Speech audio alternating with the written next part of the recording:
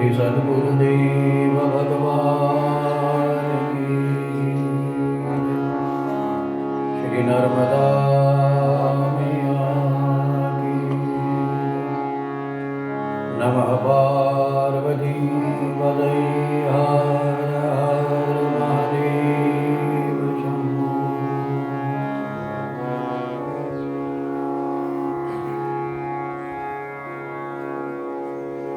यदा भूतपृथग्भावम् एकस्थम् अनुपश्यति तत एव च विस्तारम् ब्रह्म सम्पद्यते तदा।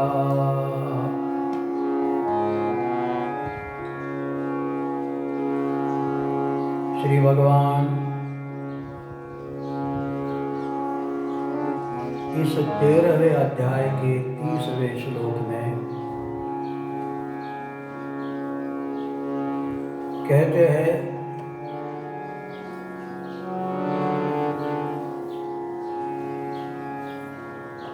जो समस्त भूत प्राणी मात्र की क्रिया एकस्थम अनुपश्यति, अर्थात एक परमात्मा के द्वारा ही हो रही, क्योंकि संपद्यते का परमात्मा के द्वारा ही संपादित हो रही, और जितनी भी क्रियाओं का विस्तार है, विविधा है, वह भी परमात्मा से संबंधित हो रही है। वही सही अर्थों में देख रहा है। आप यदि न भूले हो तो विगत श्लोक में अर्थात 29वें श्लोक में भगवान ने कहा, आत्मा रूप परमात्मा अकर्ता रूप से स्थित है। कर्ता कौन है? तो प्रकृति वच कर्माणि क्रियमाणानि। कर्ती कौन है? व्यक्त और अव्यक्त प्रकृति, अर्थात अपरा परा, पहली अपरा और दूसरी परा।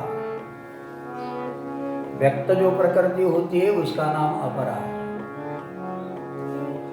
और जो अव्यक्त होती है उसका नाम है परा। तो भगवान ने सीधे कहा है कि परमात्मा अकर्तार है।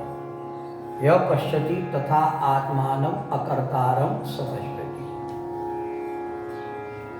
बात ध्यान में आई? अकर्ता कौन है? कर रहा कौन? बड़े से को हाँ, कर रही है प्रकृति। कौन सी प्रकृति कर रही? हाँ, क्योंकि व्यक्त प्रकृति तो बेचारी है, वह तो जड़ है। हालांकि अव्यक्त प्रकृति भी जड़ ही है, किंतु चेतना युक्त है, आत्मा से चेतित है। तो अव्यक्त प्रकृति में क्या क्या आते हैं? मन, बुद्धि और अहंकार, यह अव्यक्त प्रकृति में है। लेकिन इन्हीं की चेतनाओं के कारण 10 इंद्रिया अर्थात ये जो प्रकृति अथवा पंच तत्व से बनी निर्माण ये जो व्यक्त प्रकृति है, अपरा प्रकृति है, कार्यान्वित होती है। ठीक है? तो कर रहा कौन? अव्यक्त प्रकृति कर रही है, क्योंकि आत्मा को अकर्तार देखो, वही देख रहा। भगवान ने विगत 29वें श्लोक में तो यही आशय दिया। हो गया ठीक? पुनः पूछता हूं, हमारे जो क्रियाकलाप हो रहे हैं कौन कर रहा? बताओ, बड़े से बोलो अगर ध्यान में है तो। हाँ, कौन सी प्रकृति? यह बात बिल्कुल श्रोता बढ़िया है, जवाब देना चाहिए, यह संवाद है। तो अव्यक्त प्रकृति कर रही हो, और कौन नहीं कर रहा? विगत श्लोक के अनुसार कौन नहीं कर रहा? आत्मा नहीं कर रही। तस्य अकर्तारम, कौन? आत्मानम तथा आत्मानम अकर्तारम सपश्यति, हो गया। अब सिद्धांत स्थित हो गया। कर रहा कौन? अव्यक्त प्रकृति। कौन नहीं कर रहा? आत्मा नहीं कर रहा। अब भगवान 30वें श्लोक में तुरंत चक्कर आ जाएगा। 30वें श्लोक में तुरंत कहते हैं यदा भूत पृथक भावम, जितने भी भूतों के भाव अर्थात बिलग बिलग चर्याएं क्रियाएं हो रही है, एकस्थम अनुपश्यति, एक परमात्मा में ही हो रही है। अच्छा, यहां तक भी ठीक है, परमात्मा में हो रही है। और ततएव च विस्तारम ब्रह्म संपद्यते तदा, किसके द्वारा संपादित हो रही है? उसका विस्तार, उसका संपादन, उन सारी चर्याओं का एक स्तंभ, एक में ही हो रही है, एक के द्वारा ही हो रही है। अब ये 30वें श्लोक के अर्थ में आप कहिए कि जितने भी भूत प्राणी मात्र के विविध भावों के कारण कर्म बन रहे हैं, कर्म किसके कारण बन रहे हैं? उसके जैसे विविध भाव है उसके कारण बन रहे हैं। अब ये विविध भाव जिसके कारण बन रहे, ये कहां से? इसका संपादन कहां से? ब्रह्म से। तो मुझे बताइए, प्रकृति कर रही या परमात्मा कर रहा? थोड़ा दिमाग लगाओ। अब पहले श्लोक में कहा है कि प्रकृति कर रही और आत्मा करता है, और इस श्लोक में कर रहा है कि प्रकृति में जितने भाव बन रहे हैं वे सब एक स्तंभ परमात्मा में हो रहे हैं, एक परमात्मा में। अच्छा, परमात्मा में हो रहे नहीं, परमात्मा के द्वारा संपादित हो रहे, ब्रह्म संपद्यते तदा। चक्कर आया? कुछ बात समझ में आई? अब सवाल यह है, ये तो कोर्ट में ले जाना चाहिए, कर रहा कौन? पहले इसके पूर्व श्लोक के कारण जवाबदेह है अव्यक्त प्रकृति, और इस श्लोक के कारण प्रकृति बेचारी है, कुछ नहीं, न व्यक्त न अव्यक्त, वो कुछ नहीं कर रही, बिल्कुल ब्रह्म ही संपादित कर रहा है। बताओ क्या है?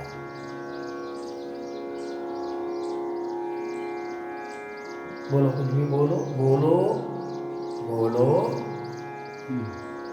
बहुत मीठे बोलते युग पुरुष परमानंद जी, बोलो। सुनने के लिए ही नहीं हो, विचारने के लिए भी हो, हम आपसे पूछ रहे हैं, बोलो रागम। अच्छा, जवाब इसी में दिया हुआ है, इसी श्लोक में दिया हुआ है, इसीलिए बताओ हम क्यों बोले? थोड़ी दिमागी कसरत करो। हाँ भूषण भैया बताओ। देखो, पुनः कोड़ो सांगतो, कल जो कहा है कि भाई प्रकृति वच कर्माणि, प्रकृति सारा कर रही और आत्मा अकर्तारम है, और अब इस श्लोक में कह रहे कि जितने भी पृथक पृथक भाव बन रहे हैं वह सब एक में ही हो रहे हैं, अर्थात परमात्मा में हो रहे, और ततएव च विस्तारम, उन सबका विस्तार भी ब्रह्म ही संपादित कर रहा है। कर रहा कौन? ब्रह्म या प्रकृति? मन तो प्रकृति में आ गया, वो हो गया कल का जवाब। अब यहां सवाल ये पैदा होता है कि पहले श्लोक में कहा है कि प्रकृति कर रही है, आत्मा अकर्तार है, और इस 30वें श्लोक में कह रहे कि जितने भी पृथक पृथक भाव भूत मात्र के बन रहे वे सारे एक परमात्मा में ही बन रहे हैं। अच्छा, बन रहे यहां तक भी ठीक है, किंतु सारा विस्तार भी परमात्मा के द्वारा ही संपादित हो रहा है, ब्रह्म संपद्यते तदा। प्रकृति कर रही या ब्रह्म कर रहा? बताओ। प्रकृति जड़ है, इसलिए तो पहले श्लोक में कह दिया कि प्रकृति जड़ है, वो करती नहीं। बात ध्यान में आ गई। त्याच्यामुळं होता है, तो ये इसका जवाब क्या है? तस्य पश्यति आत्मानम अकर्तारम, आत्मा को अकर्ता देखो, आत्मा कुछ नहीं कर रहा।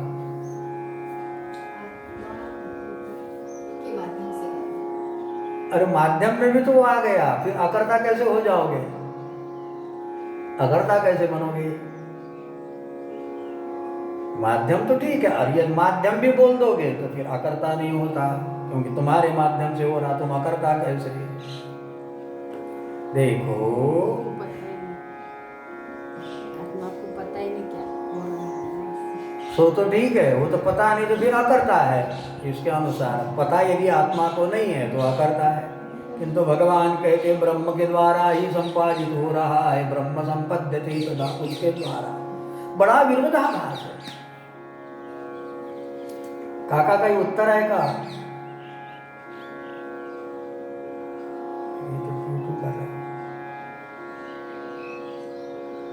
अरे ये कहाँ लगा है भाई?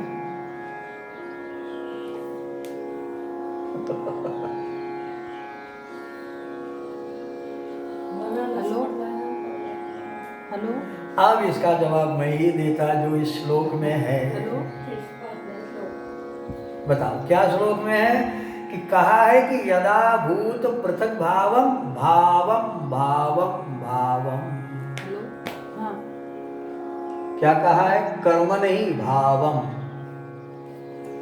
जितने भी भूतों के कर्म होते हैं किसके द्वारा होते? यदि तुम में भावना नहीं है तो कुछ नहीं होगी।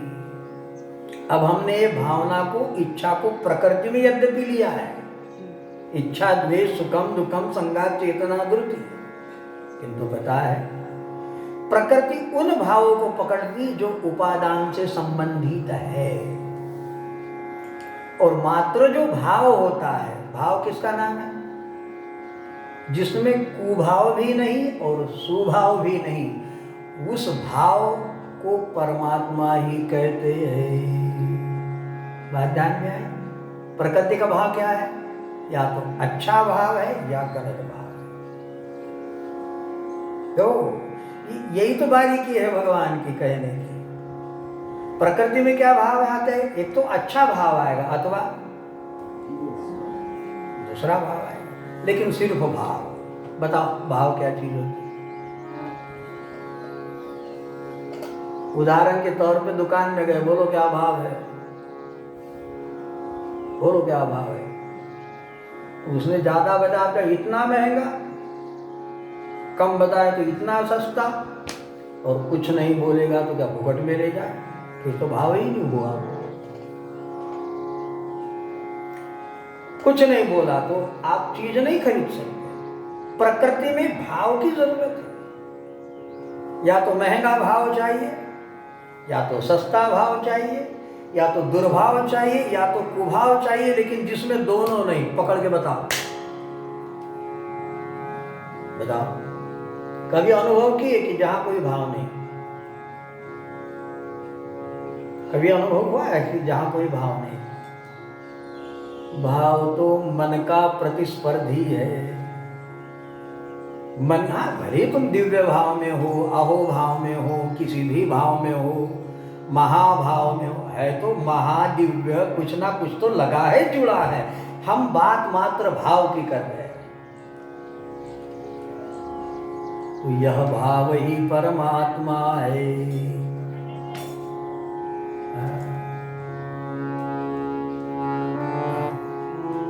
और इस भाव से ही जो तत्वतः परमात्मा है उसकी प्राप्ति होती है। और सगुण की प्राप्ति यदि चाहिए, निर्मल मन जन मोहि सुपावा।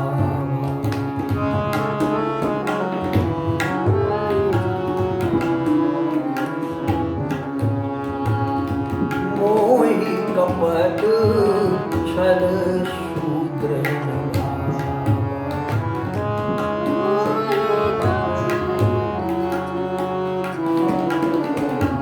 मुझ तुझे कपट नहीं चलेगा, छल नहीं चलेगा और शुद्रता नहीं चलेगी, स्वभाव की नीचता नहीं चलेगी।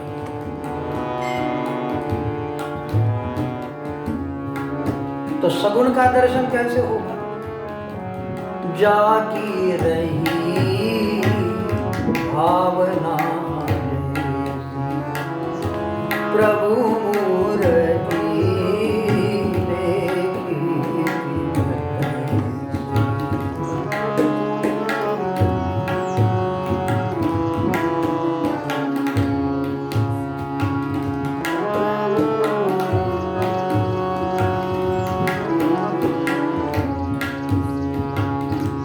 अग जग में सब रहित विरागी, अग जग में सब रहित विरागी, प्रेम ते प्रगट हुई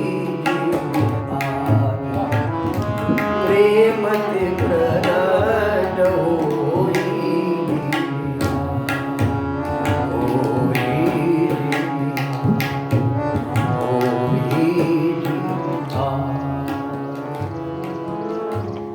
अब ये आग कैसी है? अग जग में, ये जग और जो नहीं दिखाई देता वह अग। अग यानी जो अगम है, जिसको तुम देख नहीं सकते, सर्वत्र अग्नि है। लेकिन अग्नि होते हुए बता कहाँ है अग्नि? सब रहित विरागी, बताओ बोलो। बहुत मीठा लगता है परमानंद। कहाँ है आगे? आप कहेंगे माचिस में, तो माचिस कहाँ रखी है? जेब में। तो माचिस में अग्नि है तो आपकी जेब क्यों नहीं जल रही? अब भैरवी के स्वर बदला दो। हाँ, अगर जगह में सब रही तो विरागी, वो तो किससे संबंधित है ही नहीं। लेकिन प्रेम ते प्रगट हो ही जिमी आगी। प्रेम क्या है? तुम जब उसको कुछ प्रयोग करोगे तो आग प्रकट हो जाती है। प्रयोग, अब ये प्रयोग ही उसका योग है और योग ही उसका सुभाव है, किंतु भाव नहीं। बात ध्यान में आई? भगवान भाव की बात कर रहे हैं। स्वभाव और कुभाव ये प्रकृति का अंग है, लेकिन मात्र भाव, भाव को पकड़ना मुश्किल है। पकड़ो,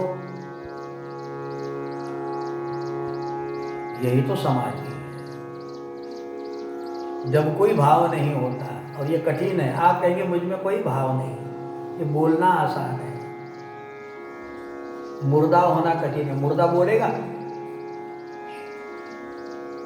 ये शव स्थिति नहीं, ये शिव स्थिति है। किंतु जहां तक हम किसी भी भाव में है तो प्रकृति का संबंध है, जुड़ा हुआ है। इसलिए पतंजलि जी ने समाधि के दो भाव बताए, सविकल्पता, निर्विकल्पता। और सविकल्पता को सबीज समाधि और निर्विकल्पता को निर्बीज समाधि। और यही कारण है कि ज्ञानी केवलम पूजा, उसकी कैवल्य मुक्ति होती है। वो कहीं न आता न जाता, न तस्य प्राणा उत्क्रामंती, क्योंकि भावना ही नहीं होती। भाव तो होता, किंतु भावना नहीं होती। न वैकुंठ की भावना होती, न नरक की भावना होती, न कहीं जाने की। और भावना से व्यक्ति अत्र तत्र घूमता भटकता है, योनियों में चलता है। बात ध्यान में आई? भगवान कहते हैं यूं तो प्रकृति करती है और भगवान करता है। किस रूप में करता है? भाव के रूप में करता है, किंतु भाव ही न होता तो सुभाव और दुर्भाव कैसे होता? हम आपको कहेंगे कि दुर्भाव लिखो, सुभाव लिखो, लेकिन भाव मत लिखना। फाउंटेन पेन हाथ में लो, कागज लो, लिखो सुभाव लिखो, कुभाव लिखो, लिखो, लेकिन भाव शब्द नहीं आना चाहिए। लिखा जाएगा। सुधर्म लिखो, अधर्म लिखो, धर्म मत लिखना। जैसे धर्म लिखे बिना अधर्म या सुधर्म नहीं लिखा जा सकता, ऐसे ही भाव लिखे बिना तो भाव निरंतर सचेतन परमात्मा स्वरूप है।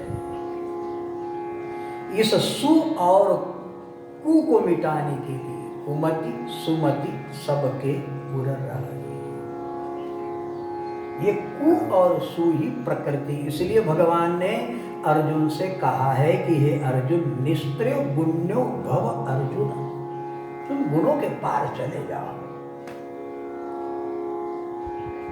क्योंकि गुणों में रहोगे तो सतोगुण में रहोगे तो सुभाव आएगा, तमोगुण में रहोगे तो कुभाव आएगा, है ना। और मातृभाव में रह के देखो, पकड़ना मुश्किल है।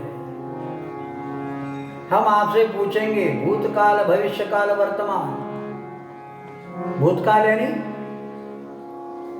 बीता हुआ, भविष्यकाल आने वाला, वर्तमान, वर्तमान में रह के देखो, बताओ बताओ वर्तमान में क्या हो रहा, बताओ बताओ। अरे वर्तमान नहीं समझते, बताओ, बोलते जाओ, क्या हो रहा वर्तमान में? हाँ, कथा चल रही। जब तुम कथा चल रही तो वो गया,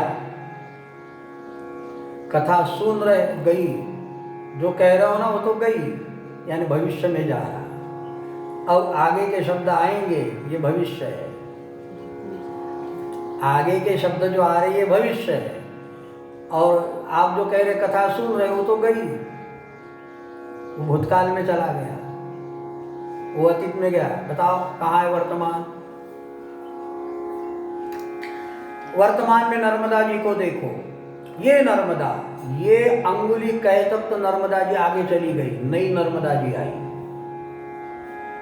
बताओ, बोलो, कहाँ है परिवर्तन ही है। हम ये पूछ रहे हैं कि आप बताओ वर्तमान कहाँ है? परिवर्तनशील है। हम आपसे ये पूछ रहे वर्तमान बताओ, और वर्तमान करून सांगा, कहाँ है वर्तमान? ऐसे ही भाव, सुभाव और कुभाव के कारण भाव परिलक्षित होता है, किंतु कहीं भी भाव की प्राप्ति नहीं होती।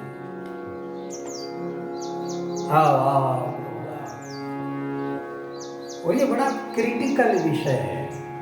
तो इसलिए कह रहे भाई कि यदा भूत पृथक भाव एकस्थं अनुपश्यति, जब भूत के पृथक भाव, सिर्फ भाव वाली बात नहीं, जब पृथकता बन जाती है, पृथक क्यों बनेगा? अरे बोलो मत भाई, 1 मिनट बैठिएगा, 2 मिनट बैठ जाइए, आसन लोग ने, हाँ बोलो नहीं, थोड़ा 5 मिनट के लिए धीरे, हाँ बैठिए। आप लोग मेरी ओर देखो, ये बात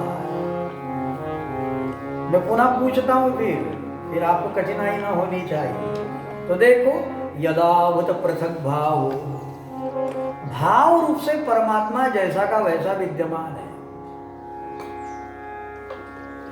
और भाव न होता तो सु भी नहीं होता, न कु भी न होता, इसलिए ब्रह्म संपद्यते तदा। और एकस्थम अनुपश्यति का मतलब ये होता है कि एक भाव के कारण ही सब कुछ हो रहा है।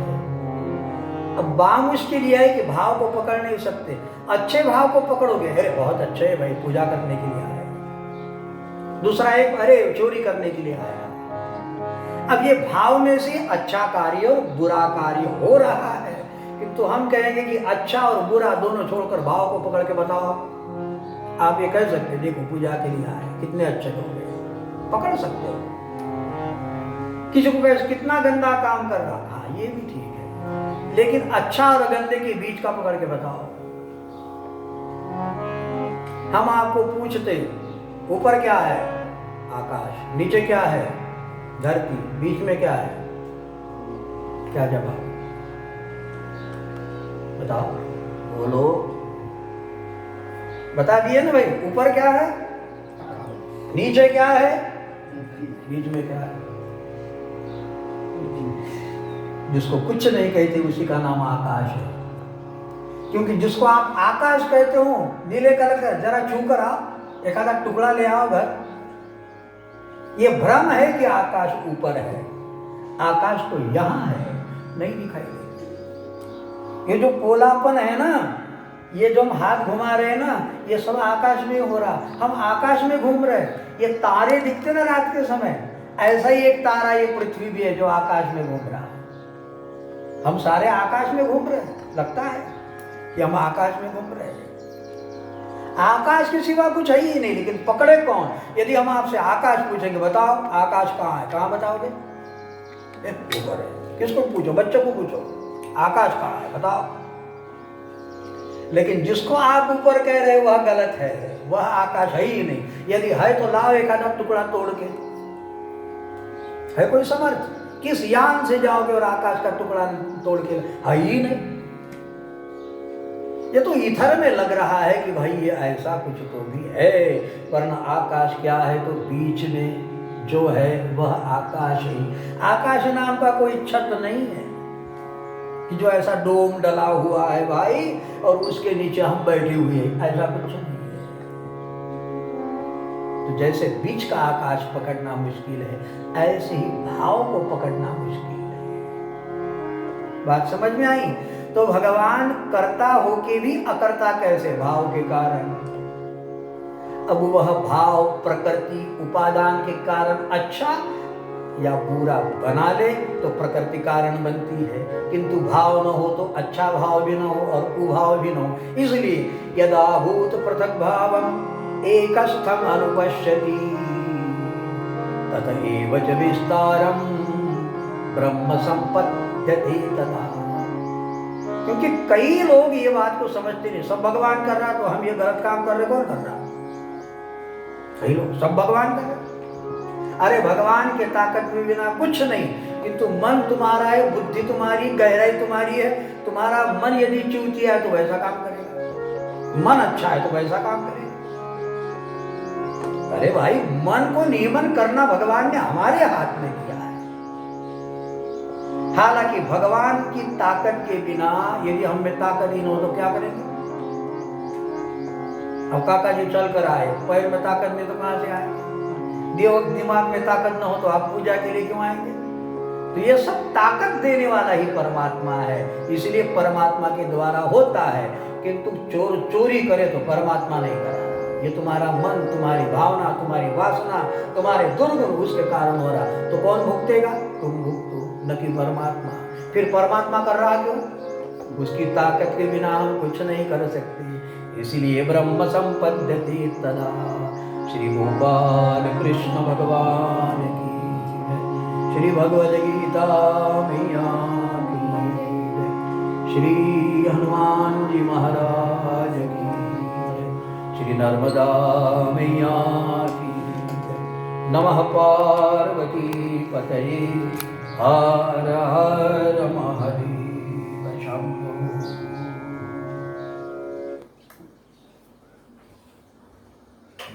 आइए।